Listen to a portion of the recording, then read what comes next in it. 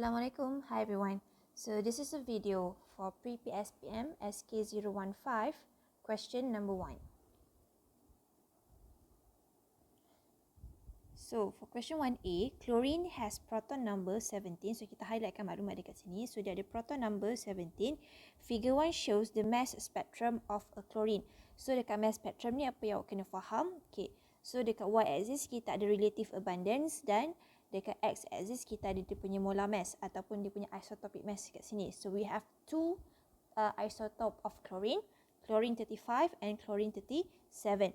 So nilai 1 dan 3 dekat sini adalah nilai abundance.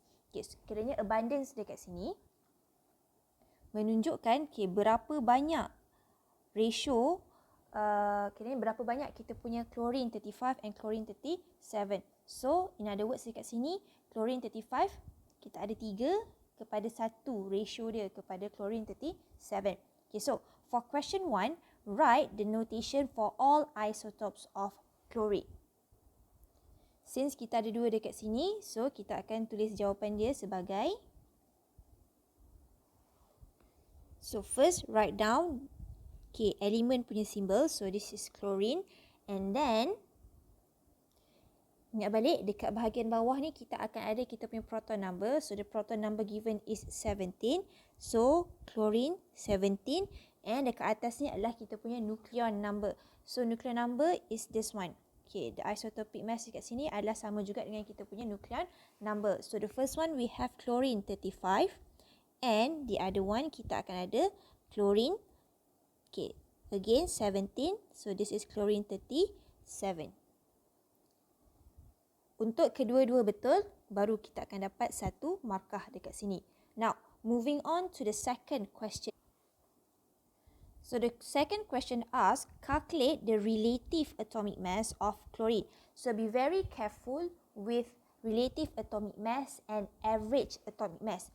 Jadi, awak punya calculation, setiap kali calculation, kita akan start calculation dengan average atomic mass. Okay, yang mana dekat sini untuk average atomic mass, jawapan akhir dia akan ada unit which is AMU. Okay, kemudian daripada sini barulah kita akan cari relative atomic mass. Yang mana dekat sini untuk relative atomic mass dia adalah unitless. Okay, dan ada perbezaan antara average atomic mass and relative atomic mass based on the equation. So this is the equation for average atomic mass, yang mana kita akan ada sum of isotopic mass times its abundance over the total abundance, dan relative atomic mass is mass of one atom of an element over 1/12 mass of carbon 12. Jadi dekat sini untuk kita dapatkan relative atomic mass, we need to have the mass of one atom of an element which is the average atomic mass over here. Okay, dan kita akan bahagikan dengan 1/12 darab mass of carbon 12 which is 12. Okay, jadi untuk soalan yang kedua, this will be the calculation. So average atomic mass of our chlorine.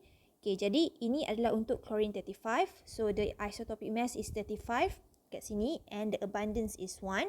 Kemudian this is for chlorine 37. So chlorine 37, this is the isotopic mass and the abundance is 1.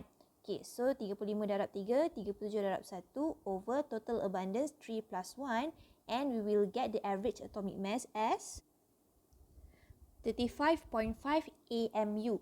So once kita dah dapat kita punya average atomic mass, barulah kita akan pergi kepada relative atomic mass.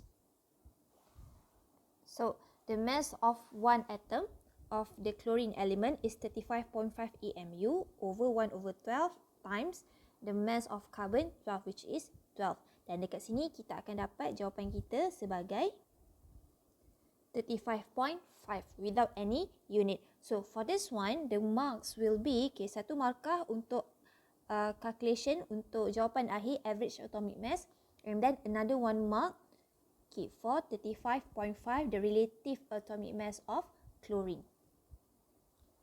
So for this one, katakan awak punya calculation dekat sini salah, you can still get 1 mark for the substitution over here, but you need to make sure that the substitution is correct.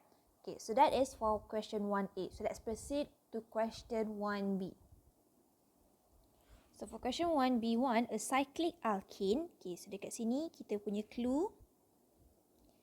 Kita ada cyclic alkane. So cyclic alkane dekat sini maksudnya kita punya elemen we will only have carbon and hydrogen saja. It's a hydrocarbon. Has a molecular weight of 128 gram per mole. So molecular weight 128 gram per mole. It consists of 7.85 mole of carbon and 6.29 mole of hydrogen. So, soalan minta kita untuk tentukan its empirical and molecular formula. Okay, so dekat sini untuk kita cari kita punya empirical formula, kita buat kita punya empirical formula table. Okay, so this will be the table. So, the table will be simplified sebab kita akan terus gunakan number of mole dekat sini. Kita tak perlu masukkan mass sebab kita tak diberikan mass and we already been given the number of mole. So, straight away use the number of mole. So, number of mole of carbon adalah 7.85 mole dan number of mole of hydrogen is 6.29. Okay, the next thing is kita akan cari mole ratio. Macam mana awak nak cari mole ratio? Bahagikan dengan smallest number of mole. Jadi untuk kedua-dua number of mole kat sini kita akan bahagikan dengan number of mole of hydrogen which is 6.29. So dekat sini untuk carbon kita akan dapat the mole ratio is 1.25 and hydrogen is 1. So as you know, untuk empirical formula kita mesti ada whole number. Kita tak boleh tinggalkan kita punya empirical formula dalam bentuk perpuluhan dekat sini. So how are we going to make this number a whole number? Jadi awak kena try satu persatu. Okay, darabkan dengan satu nombor supaya this number 1.25 akan dapat whole number. Okay, macam mana kita nak tahu nombor mana yang betul? Okay, so you can try one by one. So dekat sini awak boleh try satu persatu. So start with the number of 2. So 1.25 times 2, 2.5 masih lagi perpuluhan. 1.25 darab 3 masih lagi dapat perpuluhan. And 1.25 times 4 equals to 5. Jadi we're going to stop over here. Okay, so maksudnya dekat sini apa yang awak akan buat? So for these two numbers, okay, kita akan darabkan dia dengan 4. So bila awak darabkan carbon dengan 4 untuk kita dapatkan kita punya whole number, so hydrogen pun kita kena darabkan dengan 4. So for this one, the simplest ratio, so this will be 5 and then untuk hydrogen it will be 4. Kemudian kita akan tulis the empirical formula as C5H4.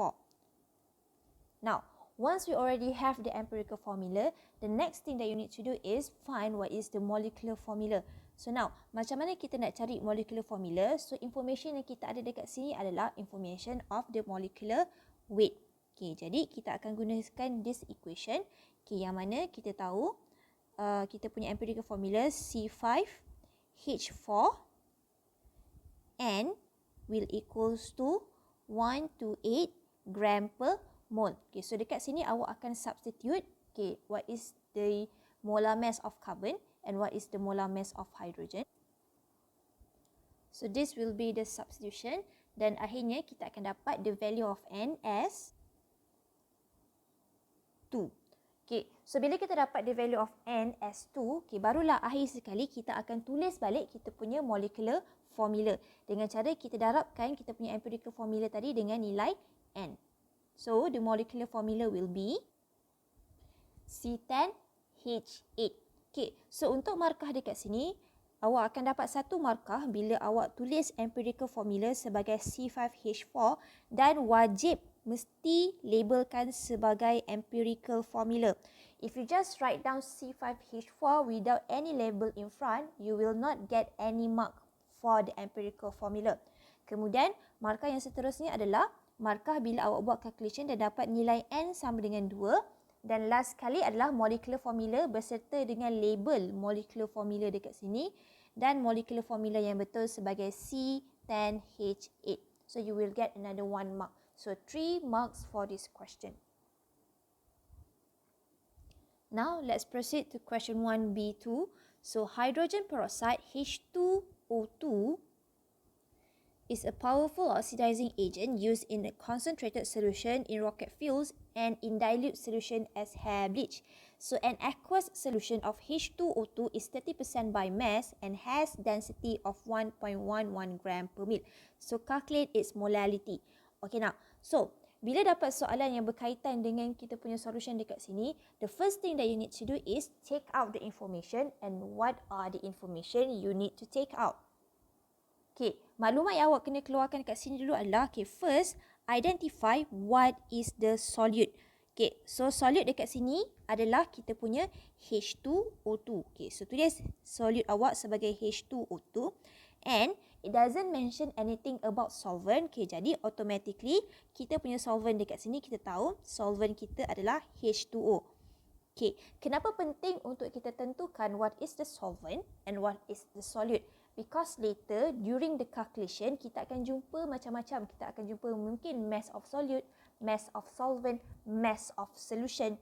Okay, so you need to differentiate between solute, solvent and solution. So dekat sini kalau solute dia adalah H2O2, so solution dia pun adalah solution yang samalah. Okay, so ini adalah kita punya solute dan juga kita punya solution. Okay, yang akan jadi berbeza adalah kita punya solvent sahaja. Okay, so itu information yang pertama, solute and solvent. The next thing kita ada dekat sini, okay, information yang dia beri adalah kita ada an aqueous solution of H2O2 is 30% by mass. So kita tulis dekat sini. Okay, so kita ada percentage by mass. Okay, so W over W untuk H2O2 solution sebanyak 30%.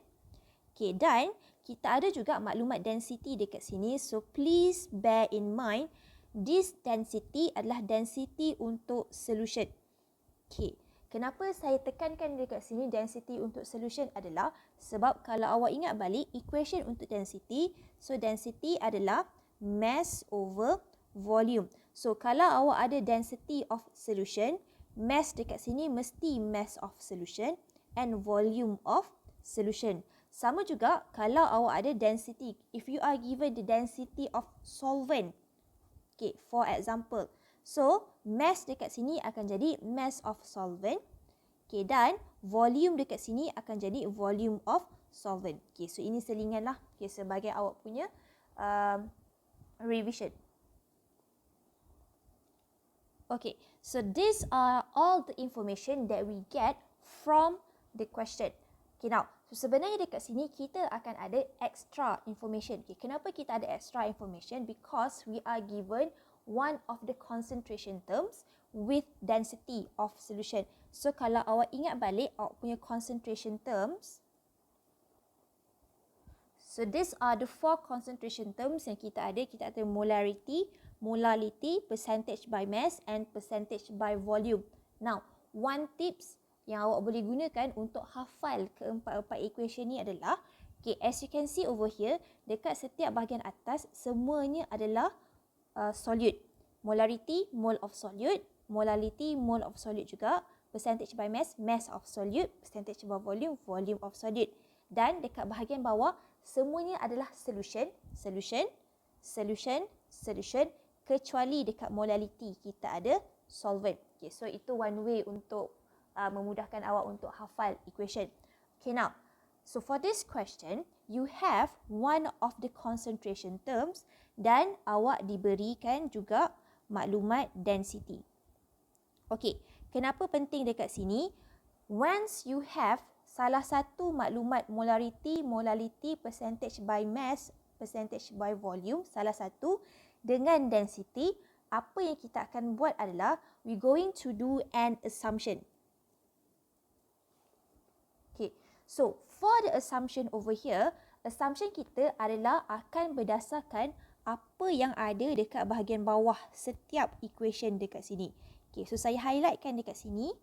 Okay, jadi kalau kita ada maklumat molarity and density, we can assume that volume of solution adalah sama dengan 1 liter. And if we have the information on density with molality, molality dengan density dekat sini, kita boleh assume mass of solvent, okay, sebagai 1 kilogram. Kalau kita ada information percentage by mass with density, kita akan assume mass of solution. Okay, so dekat sini, since kita gunakan dalam gram, kita akan assume dia sebagai 100 gram. Dan akhir sekali, if we have percentage by volume, okay, so kita akan assume volume of solution, okay, sebagai 100 ml. And you can assume only once in a question. Okay, awak akan buat assumption sekali sahaja dalam satu soalan. Dan macam saya bagi tahu tadi, assumption hanya boleh buat kalau ada salah satu terms dekat sini dengan density. Kalau tak ada maklumat on density, awak cuma ada salah satu term sahaja, okay, there will be no assumption that can be made dekat sini. Okay, now, so berbalik semula kepada soalan. As you can see over here, we have the information on density of solution dan juga kita ada percentage by mass. So, since kita ada percentage by mass, kita boleh tambah satu lagi maklumat dekat sini. Kita akan kata, kita boleh assume, okay, apa yang kita akan assume tadi? We're going to assume that, okay, mass of solution is equals to 100 gram. Okay, so itu maklumat yang kita ada dan awak akan kotakkan dia dekat sini. Okay, kenapa saya minta awak kotakkan dekat sini? So, these are all the information that you have to answer this question dan tak boleh ada assumption lain selain daripada maklumat yang dekat sini. Tak boleh tambah apa-apa lagi maklumat. Okay, so sekarang apa yang kita perlukan? Selesaikan masalah. So, for this question, the question is asking for molality. Okay, tulis dulu equation molality. Fikirkan dulu flow of work awak. So, this is the equation on molality. Okay, so mole of solute over mass of solvent. So, now, macam mana kita nak cari mole of solute? Okay, jadi untuk jawab soalan ni, kita kena ada mole of solute, kita ada mass of solvent. So, for this mole of solute, kita akan dapatkan daripada kita punya percentage by mass. Okay, dan kita punya mass of solvent, kita akan dapatkan nanti daripada equation okay, equation kita tadi dekat sini untuk mass of solvent adalah, okay, mass of solution equals to mass of solute, okay, solute plus mass of solvent. Okay, jadi kita selesaikan kita punya soalan. Okay. So, the first thing that you're going to do is, daripada kita punya percentage by mass dekat sini, okay, so kita tahu percentage by mass is equal to mass of solute over mass of solution times 100. So, kita punya mass of solute, kita punya percentage by mass adalah 30. And then, okay, kita punya mass of solute, okay, yang kita tak tahu, so tulis saja sebagai mass of solute dekat sini. Kalau nak lagi lengkap, boleh letak mass of solute which is H2O2. Okay, tapi kalau tak letak pun tak apa, dengan syarat dekat sini awak dah note which is your solute, which is your solvent. So, mass of solute dekat sini over mass of solution. Now, do we have the mass of solution? Yes, kita dah buat assumption tadi, mass of solution is equals to 100. So, 100 darab 100 dan daripada sini kita akan dapat kita punya mass of solute. So, the mass of solute is 30 gram. So, once kita dah dapat mass of solute kita, H2O2 is 30 gram, barulah seterusnya kita akan cari number of mole of solute. Okay, jadi saya letak je dekat sini sebagai number of mole of solute. Again, sebab saya dah note solute saya adalah H2O2. So, untuk cari number of mole, it will be mass over molar mass. So, the mass of solute is 30 gram. So, molar mass of H2O2, so molar mass dekat sini kalau kita boleh kira, so, 2 hidrogen, so 2 tambahkan dengan 2 oksigen, so 16 darab 2, 32. Okay, so awak akan dapat molar mass adalah sebanyak 34 gram per mole. Okay, so masukkan dalam equation, so 34 gram per mole. Okay, dan kita akan dapat, okay, number of mole of solute sebagai 0.8824 mole. Okay, so maksudnya dekat sini kita dah settle satu part. We already get what is the number of mole of solute. Okay, part yang seterusnya adalah kita kena cari berapa mass of solvent dekat sini. We need mass of solvent. To find the mass of solvent, apa yang kita perlukan adalah kita kena ada maklumat mass of solution dan mass of solute. So, kita check do we already have the mass of solution? Yes, the one that we have assumed dekat sini. So mass of solution is 100 and mass of solute, the one that we have found just now, which is 30 gram. Okay, jadi dekat sini kita boleh terus kira. Okay, so kita nak cari tadi mass of solvent. Okay, so mass of solvent, our solvent is water. Okay, akan jadi mass of solution minus mass of solute. Okay, so mass of solution adalah 100, mass of solute adalah 30 gram, and we get our mass of solution as 70 gram.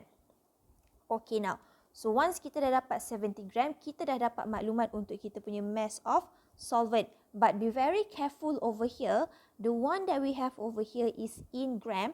So kalau kita nak masukkan ke dalam equation molality, it needs to be in kilogram. So dia akan jadi 0.070 kilogram. Okay, so barulah awak akan masukkan ke dalam equation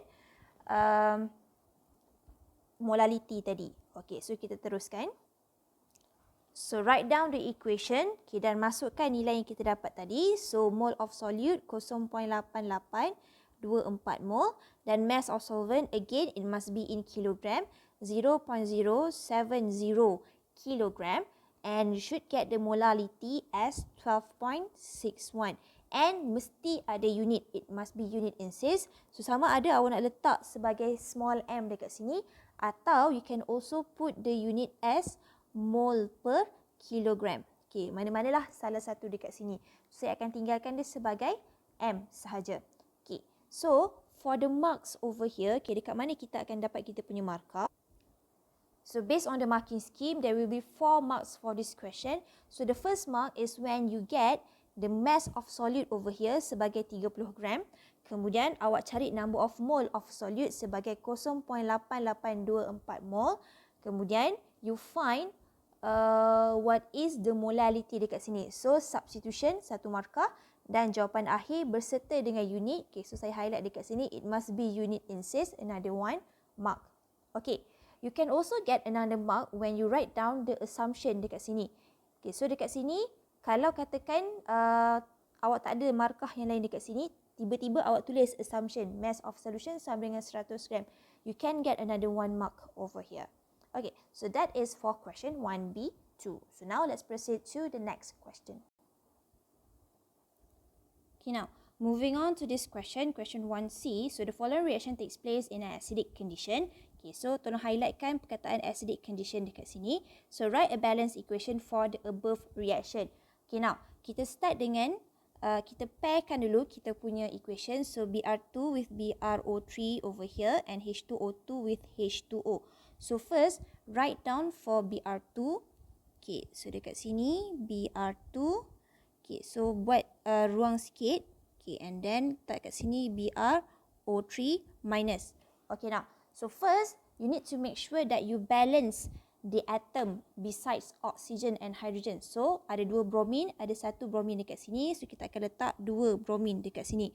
Kemudian kita akan balancekan oxygen. So sebelah kanan ada 6 oksigen, sebelah kiri tak ada oksigen. So kita akan tambah dekat sini oksigen dalam bentuk water. So it will be 6H2O.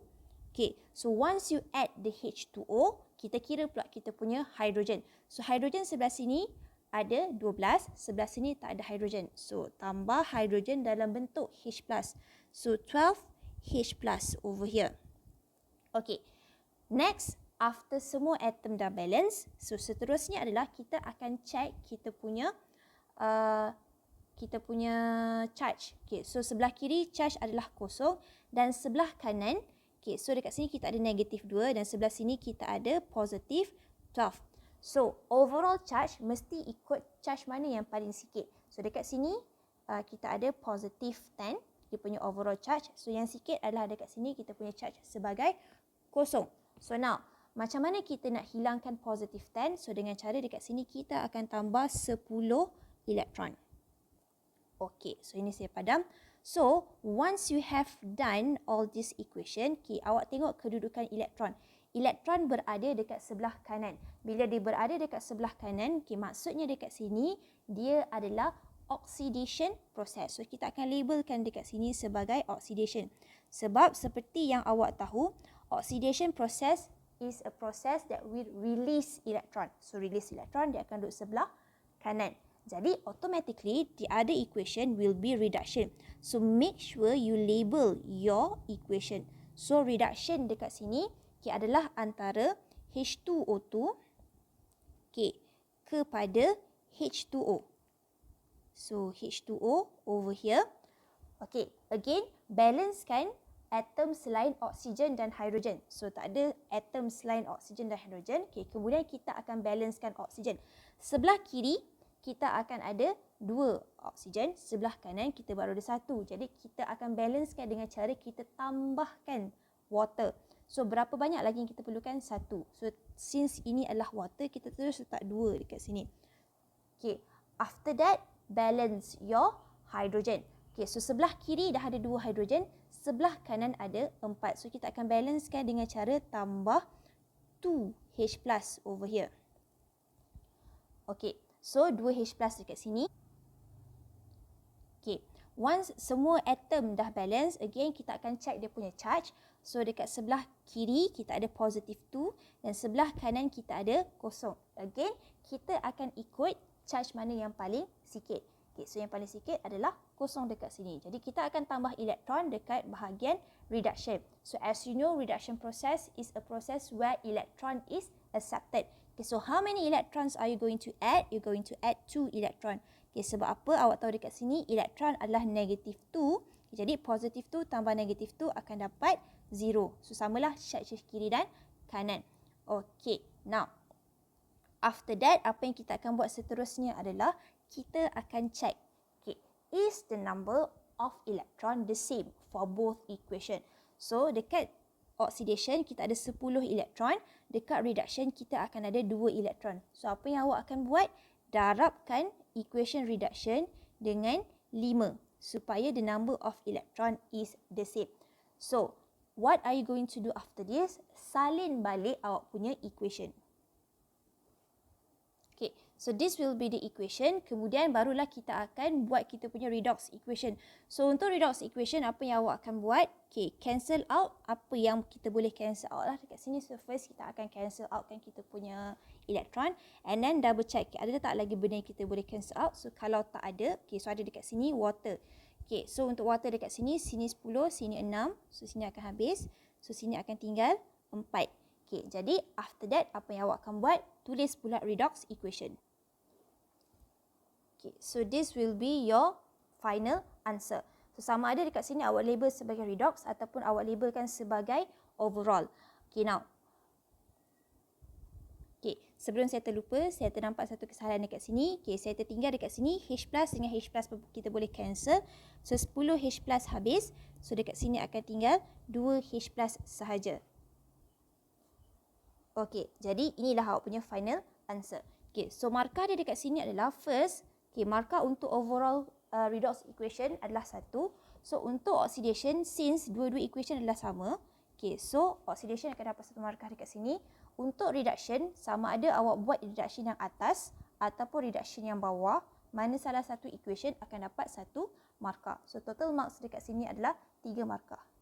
Now, so let's proceed to question 1D. Sodium nitrite can be formed by heating the sodium metal under nitrogen gas. So the question is given. So 6Na solid plus N2 gas to produce 2Na3N solid. So kita tengok dekat sini dia kata in a reaction 38 gram of sodium with an excess of 0.3 mole nitrogen gas, the percentage yield of Na3 produce is 75.3. Now, so kalau saya tulis balik equation ni dekat sini. Kita nak keluarkan maklumat. So maklumat yang dia beri kita kat sini adalah, first dia kata 38 gram of sodium. So mass of sodium dekat sini, so saya letak mass dia adalah 38 gram. Kemudian dia kata dekat sini with an excess of 0.3 mole nitrogen. So there are 2 piece of information dekat sini. First dia bagi kita number of mole of nitrogen, so N is equal to 0.3 mole. Dan dia dah bagi tahu N2 nitrogen gas kat sini adalah excess. So maksudnya yang ni adalah awak punya excess reactant dan automatically kita punya Na akan jadi kita punya limiting reactant. So for this question, you don't have to find what is the limiting reactant. Terus gunakan Na sebagai limiting reactant sebab kita dah ada information nitrogen gas adalah in excess. Okay, kemudian dia kata percentage yield of Na3 produced is 75.1%. So kita masukkan dekat sini. So percentage yield adalah sama dengan 75.1%. Okay, so baru kita tengok soalan yang pertama. So the first question, what is the actual amount of Na3 produced in gram? So macam mana kita nak cari? So dekat sini, so sebenarnya apa yang diminta dekat sini adalah the question is asking you to find what is the mass of Na3N. Okay, dan diminta actual mass. Okay, so saya tulis kat sini, kita minta untuk cari actual mass. So now, to find what is the actual mass of the product, we need to know what is the number of mole of the product. Okay, so macam mana kita nak cari dekat sini? So, untuk soalan satu, apa yang awak akan buat dulu adalah, okay, so I write it down here. First, we're going to find what is the number of mole of sodium. Okay, kenapa penting untuk kita cari number of mole of sodium dekat sini adalah disebabkan kita punya sodium dekat sini adalah kita punya limiting reactant. So, any stoichiometry will be based on our limiting reactant. Okay, jadi kita tulis kat sini, find number of mole of sodium. Okay, so untuk cari number of mole, the mass of sodium 38 gram, kita bahagikan dengan dia punya molar mass, which is 23 gram per mole. Okay, gram per mole. Dan kita akan dapat dekat sini number of mole of sodium sebagai 1.652 mole. Okay, now once we have the number of mole of sodium, the next thing that we're going to do is kita akan cari stoichiometry antara sodium dengan Na3N dekat sini. Okay, sebab apa? Kita nak tahu berapa actual mass dia. Okay, so to find the actual mass, we actually going to use the equation of percentage yield. Okay, so kalau saya boleh tulis dekat sini dulu. Okay, equation of percentage yield adalah actual mass over theoretical mass times 100. So sekarang yang kita nak sebenarnya adalah the actual mass over here. We already have the information on percentage yield, so kita kena cari what is the theoretical mass of Na3N. So where are we going to find the theoretical mass? So untuk cari theoretical mass of Na3N, so apa yang awak akan buat adalah you're going to do the stoichiometry between the limiting reactant and the product over here. Okay, so itu yang kita akan tulis. So write down the stoichiometry. Okay, jadi stoichiometry yang awak akan tulis kat sini adalah, okay, so 1 mole, okay, sorry, it's not 1 mole, 6 mole, okay, of Na will produce 2 mole of Na3N. So this is from your balance equation which already been given to you. Okay, now, so berapa mole Na yang kita ada? So the number of mole of Na is 1.652.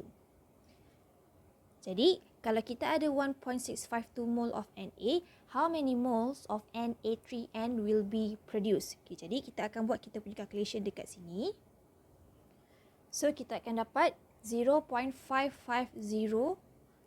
mole of Na3. Yang mana tadi kita buat dekat sini 1.652 darab 2 bahagikan dengan 6. Okay, dan please note dekat sini, okay, number of mole yang awak kira dekat sini adalah this is the theoretical value. So, theoretical number of mole. So, now kita nak buat apa tadi? Kita nak cari berapa dia punya theoretical mass. So, to find the theoretical mass, so what you need to do is, okay, dekat sini, please make sure label mass tu dengan betul. Okay, kenapa saya minta label dengan betul? Kalau awak just tulis sebagai mass sahaja, okay, macam ni. Okay, if you just write down as mass Na3N, saya boleh argue dengan awak. Sebab apa? Saya boleh argue, adakah awak tengah kira untuk actual mass ataupun awak tengah kira untuk theoretical mass. So, kalau label dia adalah tidak tepat dan tidak lengkap, walaupun jawapan awak adalah betul, tidak akan ada markah untuk awak punya jawapan dekat situ. So, please label correctly. So dekat sini saya label dia sebagai theoretical mass of Na3N. So kalau nak tulis mass penuh pun boleh, tak ada masalah. So apa yang awak akan buat adalah masukkan number of mole dia tadi 0.5507 mole theoretical yang kita dapat daripada stoichiometry, darabkan dengan dia punya molar mass.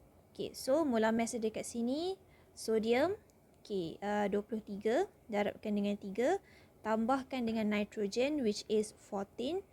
Okay. So, awak akan dapat dekat sini the theoretical mass of Na3N as 45.71 gram. Okay, once you have the theoretical mass, barulah kita akan masukkan dalam kita punya equation percentage of yield.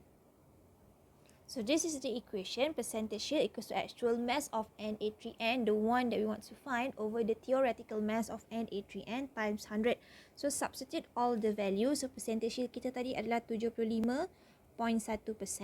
Okay, actual yield yang kita nak cari, so salin balik. So, actual mass Na3N over the theoretical mass which is 45.71. Okay, so letak dekat sini 0.71 times 100. So we should get the answer as 34.33 gram. Okay, so sama ada awak nak tulis perkataan actual yield. Yield tu kiranya daripada percentage yield tadi kat sini. Okay, so sebenarnya equation kat sini dia bukannya actual mass, it's supposed to be actual yield. So selalunya yield kita sama ada kita gunakan mass ataupun volume. So for this question we're going to use mass. So sebab tu saya terus letak dekat sini kita punya mass. Okay, so this is the actual mass. Okay, now, so for the mark, okay, markah dekat sini awak akan ada 6 mark. So the first mark is when you get the number of mole of sodium. The second mark is when you do the stoichiometry. Dekat sini awak buat stoichiometry, this is 1 mark. And then you find what is the theoretical number of mole of Na3N, 1 mark. And then awak cari berapa mass theoretical, mesti label dengan betul theoretical mass of Na3N, baru awak boleh dapat satu markah dekat sini. After that, substitution into the equation over here, 1 mark, and the final answer will be 1 mark. So there will be 6 marks altogether for question D1. Okay, so now let's proceed to question D2.